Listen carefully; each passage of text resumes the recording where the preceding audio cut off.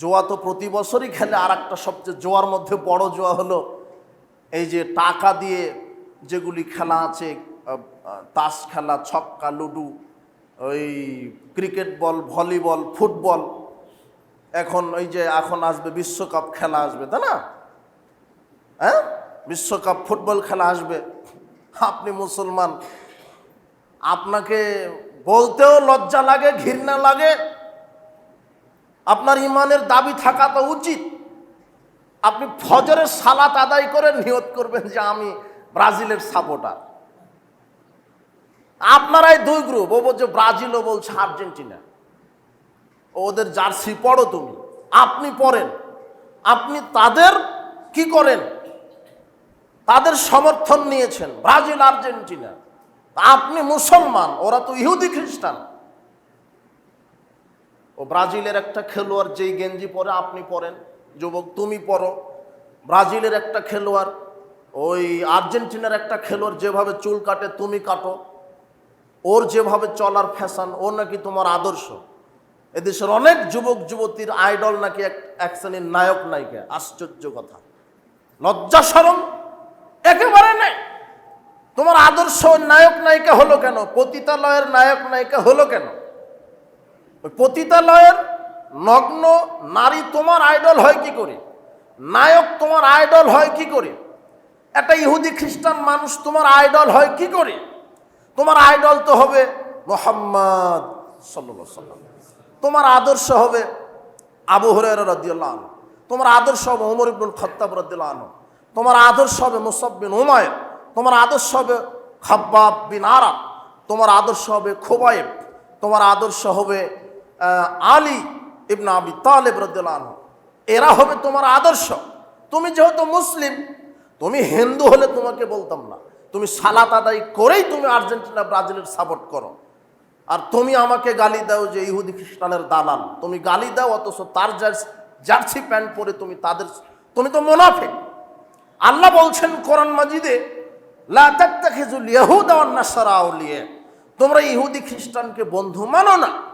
নবী করিম সাল্লাল্লাহু আলাইহি ওয়াসাল্লাম বলছেন, লাইসা মিন্না মান তাশাব্বাহা বিগাইরিনা, ও ব্যক্তি আমার উম্মতি না যে ইহুদি খ্রিস্টানকে সাপোর্ট করে।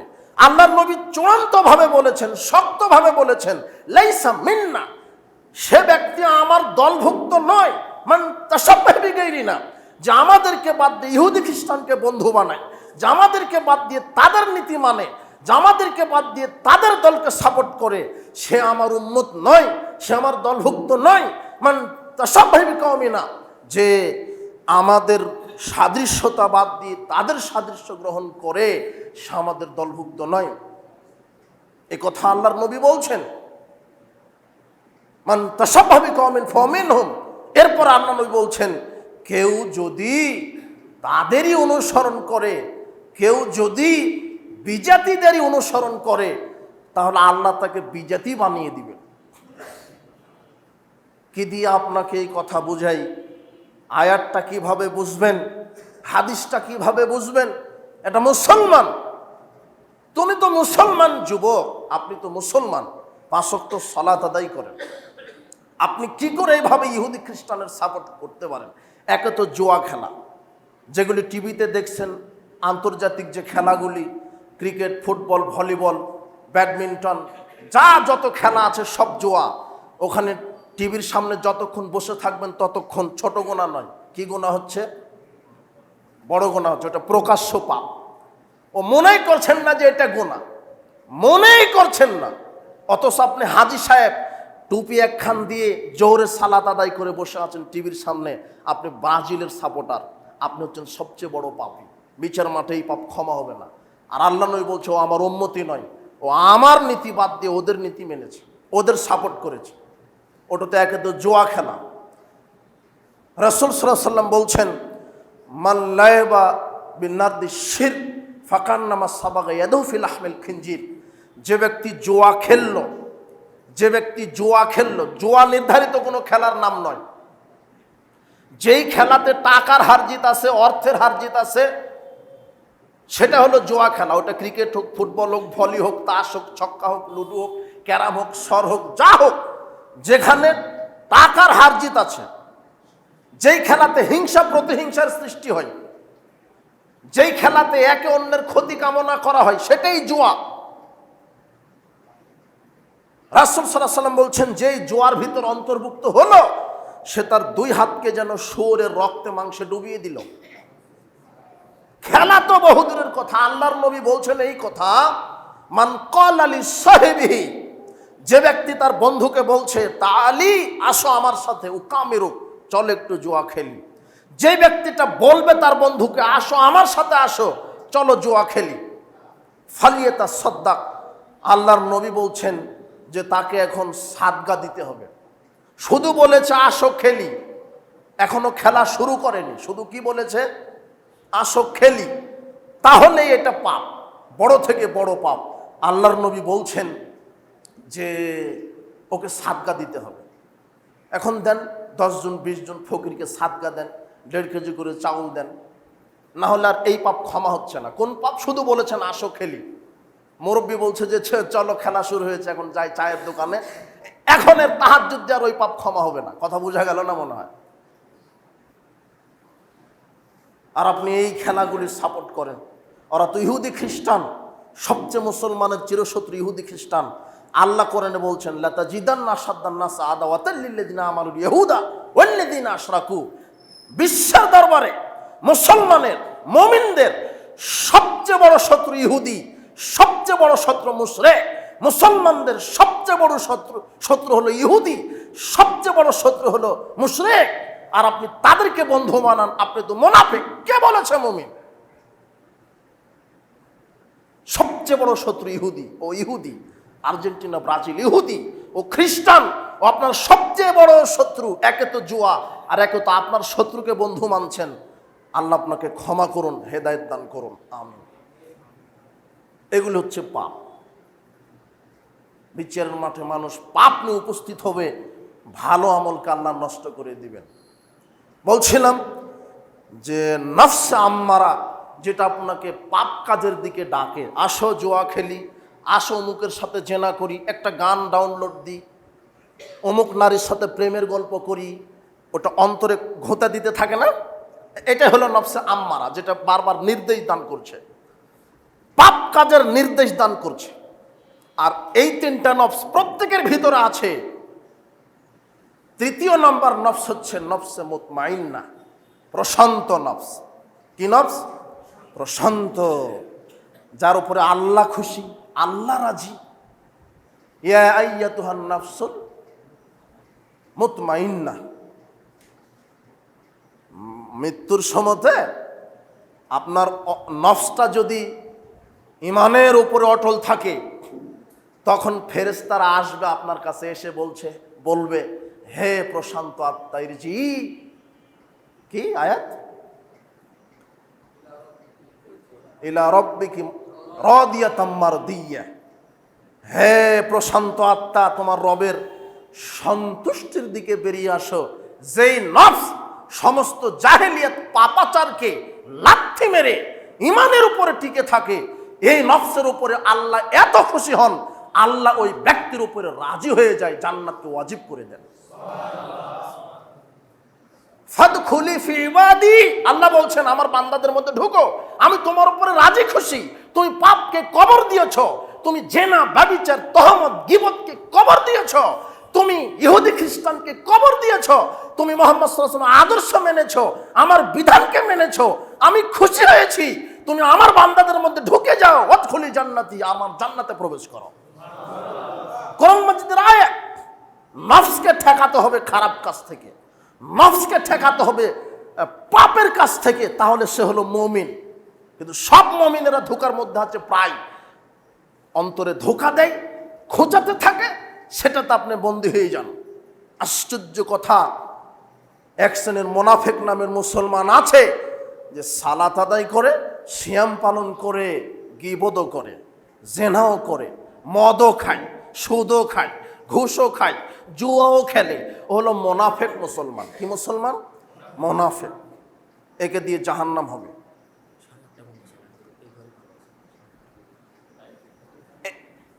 এর জন্যই জাহান্নাম। এই জন্য সাবধান, প্রশান্ত নফস নিয়ে আমরা যেন বিচারের মাঠে উপস্থিত হতে পারি। আল্লাহ তুমি তৌফিক দান করো। তাহলে নফস কয়টা হলো? নফসে লাওয়ামা, যেটা হলো ভালো কাজ করলেও বলবে আর একটু করা যেত না। কথা বুঝেননি মনে হয় কথা। খারাপ কাজ করলে বলবে হা এই কাজটা করলে, মানে ও হলো তিরস্কার করবে। ভালো করলেও তিরস্কার, মানে 2 রাকাত পড়েছেন বলছে যে আর 2 রাকাত পড়তে পারলি না। কথা বুঝেননি মনে হয় কথা। একটা মিথ্যা কথা বলেছেন, বলবে আহা মিথ্যা কথা বললি। নফসে লাওয়ামা মুখস্থ করেন। 1 নফসে লাওয়ামা, তিরস্কারকারী নফস। 2 নফসে আম্মারা, খারাপ কাজের নির্দেশ দানকারী নফস, এটাকে কন্ট্রোল করতে হবে। 3 নফসে মুতমাইন্না, প্রশান্তি নফস, প্রশান্তময় নফস। এই 2টার উপরে আল্লাহ খুশি নন। এই নফসে মুতমাইন্নার উপরে আল্লাহ কি খুশি। তাহলে এই নফসে মুতমাইন্নার উপরে আমাদেরকে টিকে থাকার আল্লাহ তুমি তৌফিক দান করো। ঈমান যার যত বেশি পাপ তার তত কম। ঈমান যার যত কম পাপ তার তত বেশি। ঈমান বেশি হলে পাপ কম হয়, আর ঈমান কম হলে কি বেশি হয়? পাপ বেশি হয়। সব কিছু ঈমান দিয়ে কন্ট্রোল করতে হবে। এবার আসেন সংক্ষেপে কলব। আল্লাহ কোরআন মাজিদে 3 ধরনের কলব সম্পর্কে আলোচনা করেছেন। কলব হচ্ছে একটা গোস্তের টুকরা, যেটা মানব দেহের প্রধান একটি কি বলতে পারে রাজধানী। মানব দেহের রাজধানী হচ্ছে কি? কলব। চিন্তা চেতনা, অনুসরণ অনুকরণ, ভালো মন্দ, ব্যথা অনুভূতি, যে জিনিসটা আপনার বুঝতে পারে সেটা হলো কলব। আল্লাহ বলছেন যে ইয়াওমা লা ইয়ানফাউ মালু ওয়ালা বানুন, বিচারের মাঠে তার সম্পদ, তার সন্তানাদি কোনো উপকারে আসবে না। বিচারের মাঠে তার সম্পদ, তার সন্তানাদি কোনো উপকারে আসবে না। ইল্লা মান আতাল্লাহ বিকলবিন সালিম, তবে সুস্থ অন্তর নিয়ে যে আল্লাহর কাছে যাবে, আল্লাহ তাকে নিরাপত্তা দান করবেন। তাহলে এখানে কলবুন সালিম, সুস্থ অন্তর পাওয়া গেল। কি অন্তর? সুস্থ। এরপরে আরেকটা কলব আছে, কলবুন সাকিম, অসুস্থ। কি অন্তর? অসুস্থ। সাকিম মানে অসুস্থ অন্তর। এই অসুস্থ অন্তর। আরেকটা হচ্ছে মরা অন্তর, মরা, মৃত, যে ভালো মন্দ কিছুই বুঝে না। আল্লাহ বলছেন ওয়ালাকাদ জারা'না লি জাহান্নাম কাসীরাম মিনাল জিন্নি ওয়াল ইনস, আমি বহু জিন এবং মানুষকে জাহান্নামে দিব বলে সৃষ্টি করেছি। লাহুম কুলুবুল লা ইয়াফকাহুনা বিহা, কিন্তু যাদেরকে কলব দিয়েছি সে এই কলব দিয়ে কিছুই বুঝলো না। আমার কোরআনের আয়াত, আমার হাদিস, আকাশ জমিনের এই দৃশ্যগুলি দেখে আমাকে বোঝার চেষ্টা করলো না। সুবহানাল্লাহ, আল্লাহ কিভাবে বলছেন? আমার ভাষার ত্রুটিতে, আমার বোঝানোর ত্রুটিতে আপনি হয়তো বুঝতে পারছেন না, তবে আপনাকে বুঝতে হবে কলব দিয়ে। আপনাকে অনুভব করতে হবে কলব দিয়ে। কি অনুভব করবেন? কি বুঝবেন? আপনি কিছুই ছিলেন না, আপনি এক ফোঁটা নিকৃষ্ট তুচ্ছ পানি ছিলেন, সেখান থেকে এত বড় করেছেন। আকাশ জমিন সৃষ্টি করেছেন, যিনি আকাশ সৃষ্টি করেছেন, যিনি জমিন সৃষ্টি করেছেন, আল্লাহ এক একটা সৃষ্টি করে আর মানুষকে বলে বলো তো আকাশের স্রষ্টা কে, বলো তো জমিনের স্রষ্টা কে, বলো তো চন্দ্রে কে সৃষ্টি করেছে, বলো তো তোমাকে কে সৃষ্টি করা হয়েছে, বলো তো আকাশ থেকে কে পানি দেয়, বলো তো আকাশ থেকে কে বরকত নাজিল করে, বলো তো আকাশ থেকে কে রুজি নাজিল করে, বলো তো ওই জমিন থেকে কে উর্বর দিয়ে রুজি নাজিল করে, বলো তো সুস্থ হলে অসুস্থতা দেয় কে, অসুস্থ হলে সুস্থতা দেয় কে, বলো তো মৃতকে জীবিত করে কে, জীবিতকে মৃত করে কে, আবার মানুষকে একত্রিত করবেন কে, আবার বিচার মাঠে উপস্থিত করবেন কে? তোমরা বোঝো। আল্লাহ বারবার বলছেন কলব দিয়েছি, চিন্তা করো, গবেষণা করো, দেখো আকাশকে কিভাবে সৃষ্টি করা হয়েছে, দেখো জমিনকে কিভাবে সৃষ্টি করা হয়েছে, খাল বিল নদী নালা পাহাড় পর্বত, তোমাদেরকে থাকার জন্য কত রুজি রুটি দিয়েছি। তুমি যে দিন অক্সিজেন নাও, শ্বাস প্রশ্বাস গ্রহণ করে, এটা কার ক্ষমতায়? তুমি যে চলো, এটা কার ক্ষমতায়? তুমি যে খাও, তুমি যে পান করো, তুমি যে পেটে খাদ্যটা রাখো, সেটা হজম করে কোন প্রক্রিয়ায়? সেটাকে আমি বাহির করি কিভাবে? তোমরা একটু ভাবো, একটু চিন্তা ভাবনা করো। আমি রাজাধিরাজ। তাই তো আল্লাহ বলছেন রব্বাকা ফাকাব্বির, তোমরা আমার নামে তাকবীর বলো, আল্লাহু আকবার।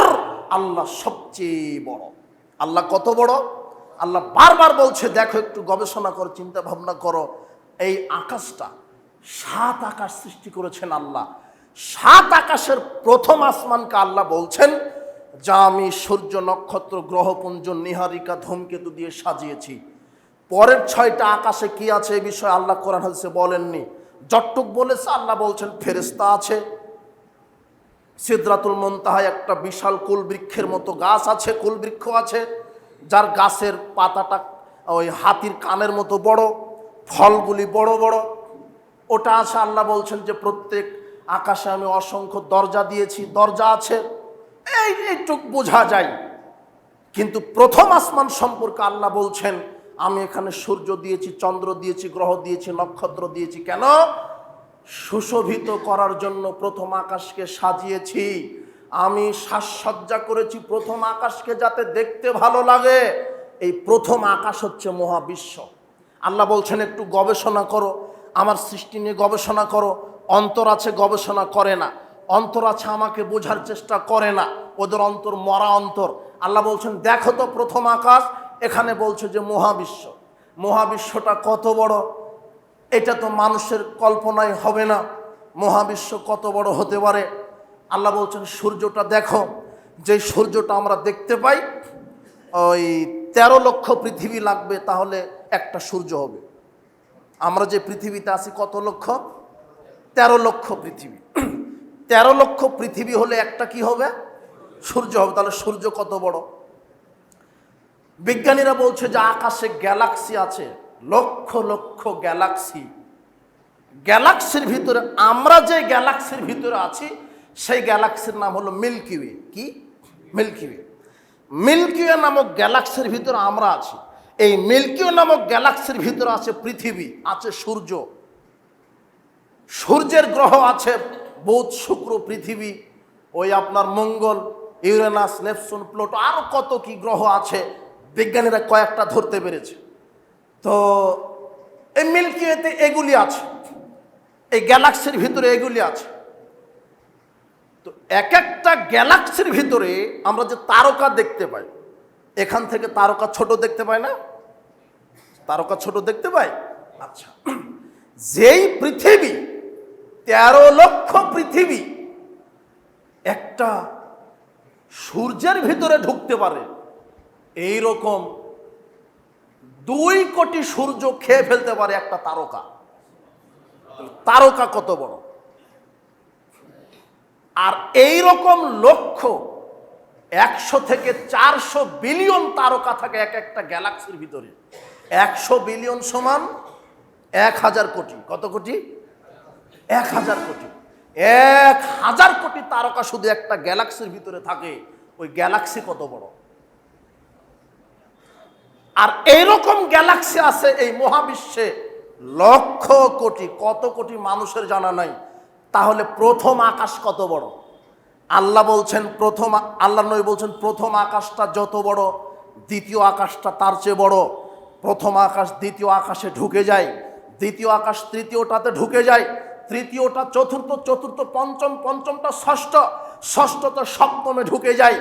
7 আকাশ 7 জমিন যত বড়, আল্লাহ বলছেন ওয়াসিয়া কুরসিউস সামাওয়াতি ওয়াল আরদ, 7 আকাশ 7 জমিনকে গম্বুজের মতো করে ঢেকে নিয়ে আছে আমার কুরসি। আর যেই কুরসির উপরে আল্লাহ পা রেখেছেন, কুরসি কত বড়!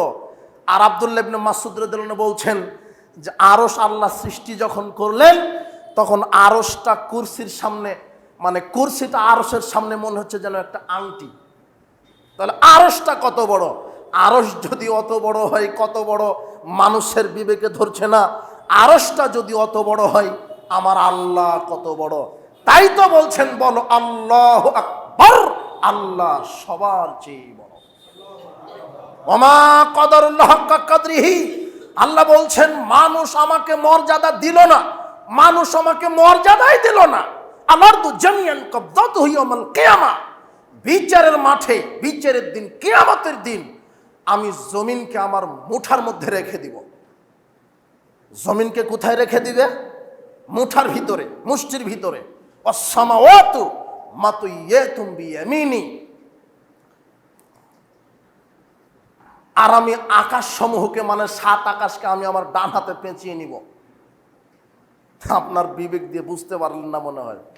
প্রথম আকাশ যদি এত বড় হয়, দ্বিতীয় আকাশ কত বড়? দ্বিতীয় আকাশ অত বড় হলে সপ্তম আকাশ কত বড়?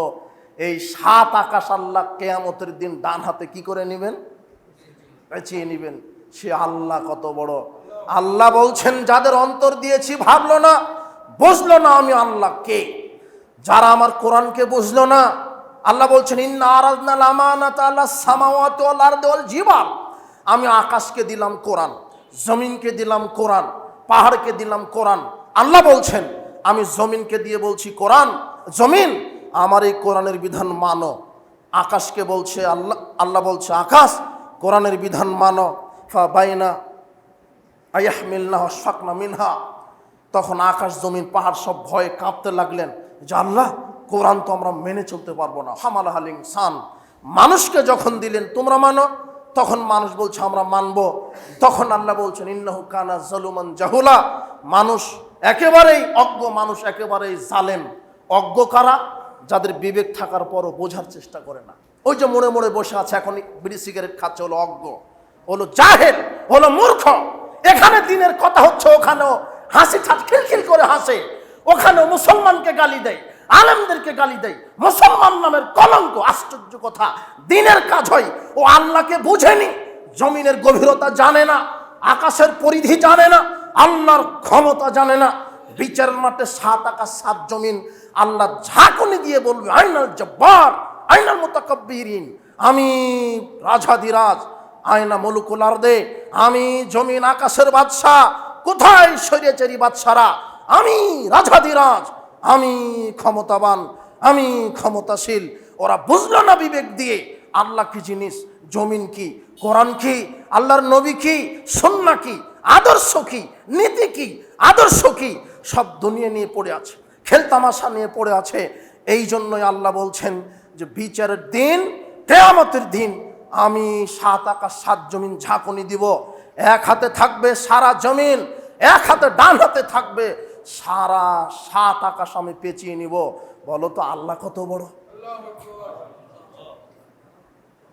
আল্লাহ সম্পর্কে যত জানবেন তত ভীতি তৈরি হবে। এই আল্লাহ আপনাকে তৈরি করেছেন জাহান্নামে দিবেন বলে, এই আল্লাহ তৈরি করেছেন জান্নাত, আপনাকে জান্নাত দিবেন বলে। আল্লাহ বলছেন ইন্নাল ফুজ্জারা লাফি জাহিম, পাপ নিয়ে আসবে, থাকার জায়গা তাদের জাহান্নাম। ইন্নাল আবরারা লাফি নাঈম, যারা নেকি নিয়ে আসবে আমি তাদেরকে নিয়ামতপূর্ণ জান্নাত দিয়ে অন্তরটা ভরে দিব। নেকি নিয়ে আসলে জান্নাত, পাপ নিয়ে গেলে জাহান্নাম। বলছিলাম গোপন পাপ, প্রকাশ্য পাপ, বড় পাপ। এখানে বলতে গিয়ে কলবের আলোচনা এসে বলছি মৃত কল্প, যেটা গবেষণা করে না, চিন্তা ভাবনা করে না। গবেষণার অনেক প্রক্রিয়া আছে, অন্তর দিয়ে ভাবার চিন্তা করেন। যে অন্তর গবেষণা করে না, ভালো মন্দ বুঝে না, ওটা হলো মরা অন্তর। ওটা কি অন্তর? মরা কল্প। কল্প কয় প্রকার বলা হয়েছে? 3 প্রকার বলা হয়েছে। একটা হচ্ছে সুস্থ কল্প, একটা হচ্ছে অসুস্থ, আর আরেকটা কি? মৃত। সুস্থ কল্প কি? সুস্থ কল্পে 4টে জিনিস থাকেই না। কয়টা জিনিস থাকে না? যেই কল্পে 4টে জিনিস নাই সেটা হলো সুস্থ কল্প। আল্লাহর নবীকে জিজ্ঞাসা করা হলো আইয়ুল মুমিনিনা আইয়ুন নাস আফদাল, শ্রেষ্ঠ মানুষকে? তখন আল্লাহ নবী বলছেন কুল্লু মাহমুমিল কল্ব, মাহমুমুল কল্ব, যার অন্তরটা মাহমুমুল। তো সাহাবীগণ বলছে ফামা মাহমুমিল কল্ব, আচ্ছা আল্লাহ নবী মাহমুম শব্দটা কি, মাহমুমুল কল্বটা কি? তখন আল্লাহ নবী বলছেন লা ইসমা ফিহি, ওইটা হলো মাকমুমুল কলব, যার ভিতরে পাপ নেই। কি নেই? পাপ নেই। ওয়ালা হাসাদা, হিংসা নেই। হিংসা বুঝেন কিনা? পরের ভালো দেখে নিজের জ্বালা পোড়া। তাহাজ্জুদ পড়েছেন কিন্তু তখনই খবর এসেছে অমুকের ছেলে চাকরি পেয়েছে, তখন আর আপনার ঘুম নেই। অমুকের ছেলে চাকরি হলো। কথা বোঝা গেল না? মনে হয় কথা। আসর পরে একটু ওই বাজারে গেছেন, শুনছেন যে অমুক ছেলেটা চাকরি হয়েছে, তো আপনি অখুশি, আমার ছেলের হলো না, ওর হলো। অমুক ছেলেটা বড় আলেম হয়েছে, তখন এই মুখ থেকে বা অন্তর থেকে আলেম হয়েছে, দাঁড়িয়ে রেখেছে, টিটকারি করছে, ওর অন্তরটা পচা অন্তর, ও মুনাফিক। মরলে আল্লাহ ওকে দিয়ে জাহান্নাম ঘোষণা করবে। মানুষের ভালো দেখে বলতে হয় আলহামদুলিল্লাহ, মাশাআল্লাহ, বারাকাল্লাহ। এটা হলো সুস্থ অন্তরের কাজ। আর অসুস্থ মানে যেটা হিংসা বিদ্বেষ আছে, অহংকার আছে। 5 ওয়াক্ত সালাত আদায় করেন কিন্তু অহংকার আপনার শেষ হয়নি। অহংকার মানে আল কিবরু বাতুল হক ওয়া কামতুন নাস, মানুষকে তুচ্ছ মনে করা। আমি ওকে আগে সালাম দেব কেন? ওর চাইতে আমি ধনে বড়, জনে বড়, ডিগ্রিতে বড়, আমি ওকে সালাম দেব কেন? আমি ওর সাথে আগে কথা বলবো কেন? এটা অহংকার। মানে মানুষকে মানুষে মনে করে না, হলো অহংকারী। আর সত্য জানার পরও গোপনে রাখে, সত্যটা মেনে নেয় না। বলে বাপ দাদা থেকে করে আসছি, বড় হুজুর করে, এইটা করলে ক্ষতি কি? তুমি বেটা 2 দিনের মৌলভী, তুমি ছোট বাচ্চা এই কথা বলো কেন? এই যে দাম্ভিকতার সাথে যারা সত্যকে এড়িয়ে চলে, এরা হলো অহংকারী। যাদের অন্তরে 4টে জিনিস নেই, তারা সুস্থ অন্তরের অধিকারী। 1, পাপ নেই। দেখেন আপনার পাপ আছে কিনা, থাকলে আপনার অন্তর ভালো নয়। পাপ তো থাকতে পারে, তবে পাপ হওয়ার সাথে সাথে ফিরে আসতে হবে। কথা বোঝা গেল না? মনে হয় তওবা করে ফিরে আসেন। 2, হিংসা থাকা যাবে না। 3, ওলা বাগিয়ে সীমা লঙ্ঘন থাকা যাবে না। সীমা লঙ্ঘন, আল্লাহ বলছেন এটা হারাম, তারপর আপনি ওর কাছে যাচ্ছেন, সীমা লঙ্ঘন। ওলা গিল্লা, এবারে আপনার আত্মসাৎ থাকা যাবে না, দুর্নীতি থাকা যাবে না। আমি ওখানে আর একটা কথা বলি, যে অসুস্থ অন্তর ওদেরই যারা পাপকে পাপ মনে করে না। ওই যে টিভিটার সামনে বসে আছে, নগ্ন নারী নাচে, জোয়া খেলা হচ্ছে, দেখছে হাজী সাহেব, ওটাকে পাপ মনে করছে। বোঝা যাচ্ছে না কথা? টিভিটা নিয়ে বসে আছে, মোবাইলে গান বাজাচ্ছে, ওটাকে পাপ মনে করছে না। একটা মেয়ে টিভিতে নাচে, ওটাকে পাপ মনে করছে না। মানুষের রুচি এত খারাপ হয়েছে, নাচে গানে ফার্স্ট হয়েছে, ও বলছে যে আল্লাহ আমাকে মর্যাদা দিয়েছে। আপনারা দোয়া করেন আমার এই গানের, এই নাচের জন্য। আমার এই আজকে না গতকাল একটা মোবাইলে দেখলাম একটা নারী ডাম বাজাচ্ছে, তো ডাম বাজাচ্ছে, ও বলছে যে আমার এই ডাম বাজানোর পিছনে আমার বাপের খুব পরিশ্রম আছে, আমার বাপ আমাকে উদ্বুদ্ধ করেছে। আমি হজ করে এসেছি, কোরআন মাজিদ খতম দিই, আমি হজ করে এসেছি, কোরআন মাজিদ খতম দিই, আর আমি এভাবে এইভাবে ডাম বাজিয়ে যাব ইনশাআল্লাহ। মেরে দিল ইনশাআল্লাহ, ওখানে ইনশাআল্লাহ। কোথায় ইনশাআল্লাহ, কোথায় পদমর্যাদা? একটা হলো বেশ্যা কমিটির সভাপতি, এখন ও যদি বলে যে বেশ্যালয়ের সভাপতি আমাকে করেছেন, আল্লাহ আমাকে মর্যাদা দিয়েছেন, ওটাকে আল্লাহর মর্যাদা? আর একজন মসজিদ কমিটির সভাপতি, এ বলতে পারে আল্লাহ আমাকে মর্যাদা দিয়েছেন। আশ্চর্য কথা।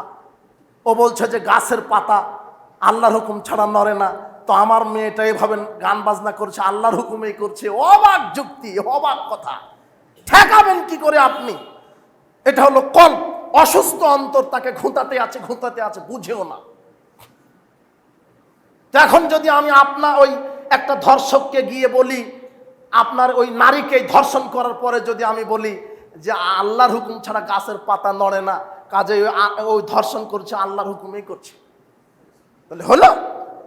তবে এখানে বুঝতে হবে, তাকদীরের আলোচনা যখন আমরা করি খুব ক্রিটিক্যাল। ভালো মন্দ যা হয় আল্লাহর ইচ্ছাতেই হয়। আল্লাহর ইচ্ছে 2 ধরনের। কয় ধরনের?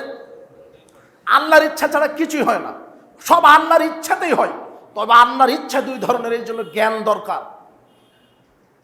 এরাদায়ে কাউনিয়া, এরাদায়ে শরিয়া। একটা হচ্ছে প্রাকৃতিক ইচ্ছা, আর একটা হচ্ছে শরঈ ইচ্ছা। আপনি যে দ্বীনের কাজ করেন, ইসলামের কাজ করেন, এগুলো আল্লাহর শরঈ ইচ্ছা, আল্লাহর ইচ্ছাতেই করছেন।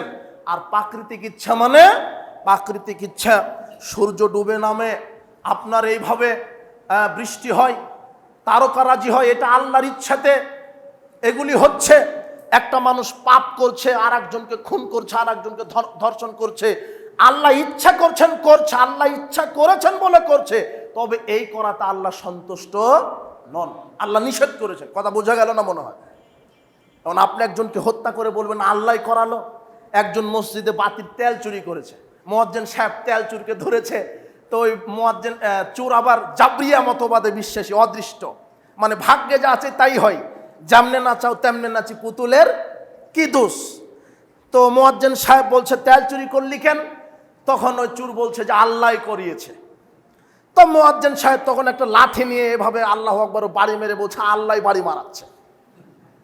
ঘটনা তো এরকম, আল্লাহর ইচ্ছাতেই সব হয়, কিন্তু আল্লাহ খারাপ কাজ এটা চান না, আল্লাহ পছন্দ করেন না। আল্লাহ তুমি আমাদেরকে সঠিক বুঝদান করো। আমি আপনাকে কি দিয়ে বুঝাই? মানুষের রুচি নষ্ট হয়েছে, মানুষ খারাপ কাজেও বলছে যে আলহামদুলিল্লাহ, ও পতিতালয়ে চাষ পাওয়ার পরে বলছে আলহামদুলিল্লাহ, আল্লাহ নাকি মর্যাদা দিয়েছে। অবাক কথা হলো, রুচি কোথায় চলে গেছে? এগুলো হলো অসুস্থ অন্তর। অসুস্থ অন্তরে থাকবে সুদ, ঘুষ, দুর্নীতি, মিথ্যা কথা, জেনা, ব্যভিচার, হঠকারিতা, দুর্নীতি, আপনার জুয়া, লটারি, ছিনতাই, রাহাজানি, গান বাজনা, জুয়া, মাদক, এগুলি থাকবে অসুস্থ অন্তরের ভিতরে। কি থাকবে? কোন অন্তরের ভিতরে? অসুস্থ অন্তর। আর মরা অন্তর মানে ও কিছুই বুঝে না, গাধা, ভালোটাও বুঝে না, মন্দটাও বোঝার চেষ্টা করে না। কিন্তু আমাদের অন্তর হবে সালিম, প্রশান্তিময় অন্তর। কোন অন্তর প্রশান্তময়? যেই অন্তরে আল্লাহ খুশি, যেই অন্তরে আল্লাহর ইবাদত দিয়ে পরিপূর্ণ। আল্লাহ তুমি আমাদের এই অন্তরের অধিকারী হওয়ার তৌফিক দান করো। তাহলে অন্তর, কল্পটা কয় প্রকার আমরা পেলাম? 3 প্রকার: কলবুন সালিম, কলবুন সাকিম, আর কলবুন মাইয়িত, মৃত অন্তর। তাহলে রুচিটা কোথায় গেছে? গান বাজনা হারাম, গান বাজনা হারাম। রাসূল সাল্লাল্লাহু আলাইহি ওয়াসাল্লাম বলছেন ওয়ালা তুআল্লিমুহুন্না ওয়া সামানুহুন্না হারাম, তোমরা ছেলে মেয়েকে গান বাজনা শিখিয়ে দিও না। গান বাজনার ব্যবসা হারাম, গান বাজনার ব্যবসাটা করা হারাম। আল্লাহর নবী বলছেন লা ইয়াকুনান্না মিন উম্মতি আকওয়ামুন ইস্তাহিল্লুনাল হিরা ওয়াল হারিরা ওয়াল খামরা ওয়াল মাযিব, আমার উম্মতেরা অবশ্যই কিছু উম্মত রেশমি কাপড়, জেনা, মাদক আর এই অশ্লীল বাদ্যযন্ত্রকে হালাল মনে করবে। ছেলে মেয়েরা বাদ্যযন্ত্র বাজাচ্ছে, বলছে বাজাতেই থাকবো। আল্লাহ এদেরকে ইসলামের সঠিক বোঝ দান করুন, এই অভিভাবককে আল্লাহ হেদায়েত দান করুন। সালাতের আযান এবং সেহরির আযান শব্দ কি একই বা কি পার্থক্য আছে? তাহলে আমরা এই গান বাজনা বাদ্যযন্ত্র ছেলে মেয়েকে শিখাবো না ইনশাআল্লাহ। কোনো ফেস্টন, ব্যানারে, অনুষ্ঠানে গান বাজনা বাদ্যযন্ত্র বাজাবো না। আর যত এই যে এখন খেলাধুলা, এই খেলাধুলা যদি কোনো মুসলমান দল এই জুয়া খেলায় সম্পৃক্ত হয়, তাদের সাপোর্ট করা, ইহুদি খ্রিস্টান তো বহু দূরের কথা। যুবক, তুমি তোমার আত্মমর্যাদাকে, ব্যক্তিত্বকে বিক্রি করো না। তুমি কেন অমুকের আইডল হয়ে তুমি তার ছবি তুমি দিবে?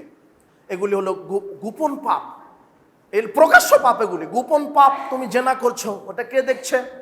আল্লাহ। এই জেনা, মাদক, জুয়া, চুরি কারবারি, কত যে গোপন পাপ আছে। এই গোপন পাপ থেকে আল্লাহ তুমি আমাদেরকে বেঁচে থাকার তৌফিক দান করো। আমাদের নফসকে পবিত্র রাখো, কল্পকে সুস্থতা দান করো। আল্লাহ তোমার কাছে দোয়া করি। আমরা আজকের দার্স থেকে আমরা শিখলাম বা জানলাম নফস, কল্প, সর্বোপরি সামারাইজ যে কথাটা, আমরা গোপন এবং প্রকাশ্য পাপ থেকে সার্বিক অবস্থায় বিরত থাকব। আল্লাহ তুমি আমাদেরকে এই দিক থেকে তুমি পরিপূর্ণভাবে হেদায়েত দান করো। পাপ করে গেলে জাহান্নাম, নেকি করে গেলে জান্নাত।